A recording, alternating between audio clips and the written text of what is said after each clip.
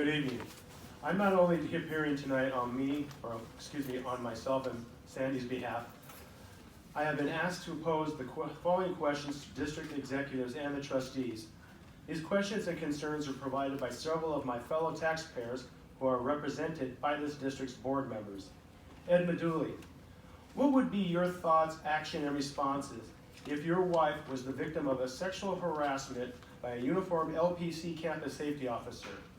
Ed, what would you do if your wife demanded you initiate an immediate and documented investigation to identify and punish the responsible campus safety officer and his immediate supervisor, Sean Prather, a known corrupted co-conspirator and violator of statutes such as the Cleary Act?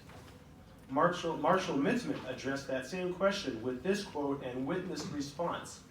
I would resign from my position as board member and sue the college district's ass off. Ron Gerhardt, what would be your thoughts, actions, and response if your wife was called a warmongering whore by the Chabot College Vice President of Business Services? A horrific comment witnessed by Rosie Mogul. Ron, what would you do if your wife demanded you initiate an immediate and documented investigation that led to the termination of Farhad Jabaharipour? Marshall Mitzman and Carlo Vecchiarelli addressed that same question with this quote and witness response. I would resign from my position as board member and sue the district's ass off. Carlo went so far as to state, if Farhad called my wife a whore, I would punch his lights out.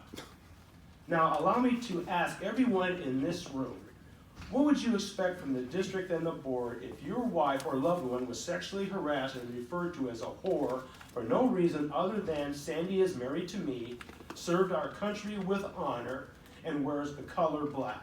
You see, people, when you falsely profiled me as a disturbed and angry member of the classified staff, you made the serious error of treating my wife as if she is an employee, subsequently slandering and defaming Staff Sergeant Sandy Perry Rees in the process. You people should have limited your attention towards me. Ron has already demonstrated via signed documentation there is no evidence other than an obvious and documented district conspiracy to end my career at Chabot College, not for wrongdoing on my part. This district's intention to be rid of me was resulted upon my internal investigations revealed. And my personal demonstration, I will not be intimidated or abused by any member of this district's supervisory, management, and executive branch. The real problem for Ron Wyman and the board is, not one of you ever thought I would still be here. All of you had to do was look at Susan Coda's expression during her last assignment with us. You really thought I would just bend over and take it? Well, people, you bit off more than you can chew with me. Remember this fact. I have more on each and every one of you than you will ever have on me. You can blame our first Vice Chancellor of Business Services, Phil Wagner, for all of your grief.